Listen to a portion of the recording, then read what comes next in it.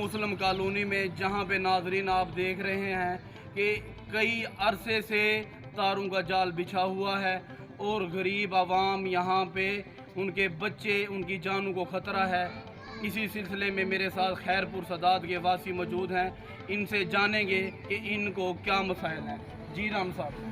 ये मसाइल हमारे ये है कि लंबी लंबी तारें हैं, नीचे गिरी हुई हैं, बच्चे यहाँ पे कई लटकी जाते हैं, हर रोज़ करंट लगते हैं। यहाँ पे कोई यहाँ से देखने वाला नहीं है, कोई पूछने वाला नहीं है।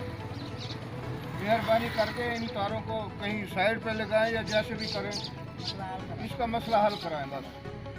आप आला हुकाम से क्या अपील है आपकी, क्या मुतालबा है आपका? हमारा यही मुतालबा है कि ये तारें एक साइड पे कर दें। यहाँ हमारे बच्चे जो हैं, जो करंट लगने से कई बच्चे यहाँ पे तड़प तड़प कर मर रहे हैं। 1-2 एक्सीडेंट भी हुए यहाँ पे किसी बिजली की वजह से, तारों की वजह से। जी, एक और शहरी हमारे साथ मौजूद हैं, इनसे जानेंगे। जी शाह साहब, आपका क्या मुतालबा है आला हुकाम से? मैं जनाब SDO से अपील करता हूँ कि इसके बारे में कोई हल सोचा जाए। नीचे नीचे तारें लटकी रहती हैं, बच्चे खेलते हैं, अब बच्चों को कैसे रोकें? कोई बच्चा इधर से खेलता है, कोई बच्चा इधर से खेलता है।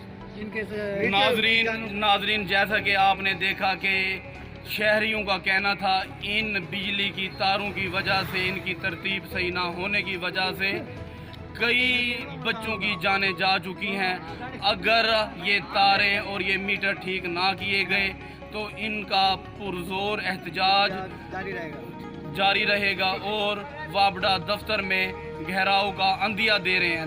नाजरीन, आज से कुछ दिन पहले एक बच्चा के जहां बाग हो जाने की खबर, इसी सिलसिले में खैरपुर सदात के वासियों ने अपनी राय से आगाह किया। तहसील रिपोर्टर राना खिजर, खैरपुर सदात।